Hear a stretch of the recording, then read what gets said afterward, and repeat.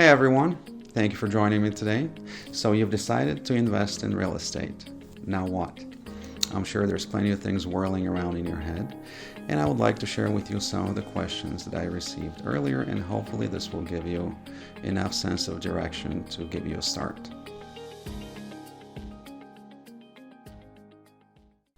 Let's get this party started. One of the questions that I was asked this week was, should I invest in fix and flips?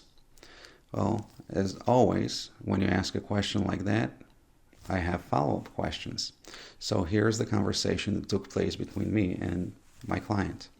The first thing that I asked is, are you thinking about short or long-term investment? Which one do you want to do?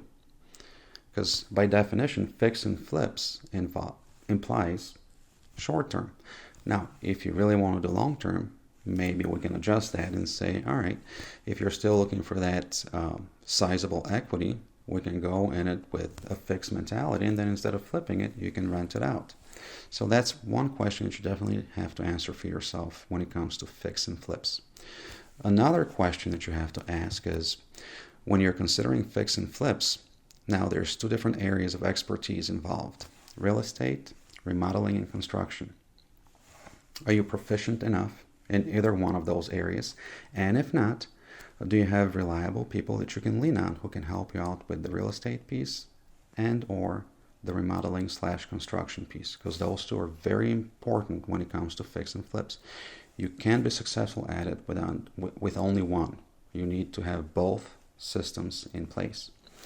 Another question that was asked was, I've saved up some money. I don't have enough money to do an all-cash purchase. What is the best way to go about financing? Based on my experience, again, I'm not a loan officer, but through my dealings, if you put 25% down, you tend to get the best interest rate possible on a business loan. As always, consult your loan officer, which, by the way, is another person you should think about adding to your team if you're talking about investing in real estate. That's one area that you definitely want to have somebody reliable and you can trust. Another question that was asked was, what kind of property should I invest in?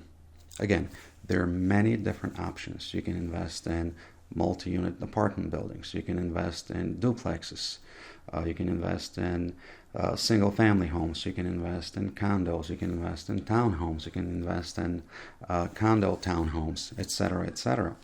A lot of times, based on your financial capability, that will determine your entry price point, right? Because not all of those cost the same price. For me, what I found out, my interest was in single-family homes, townhomes, and townhome condos. And over a few years of dealing with those different kinds of properties, I have established and found out that when I invest in townhomes and townhome condos, I tend to get a higher return on my investment, about 3 percentage points higher. So guess what I stick with now? Townhomes and townhome condos. And I'm sure there's plenty of other questions, but I just wanted to give you a start and something to think about so you have a sense of direction if you have made the decision to invest in real estate.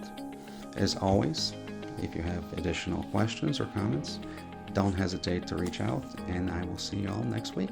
Thanks for joining.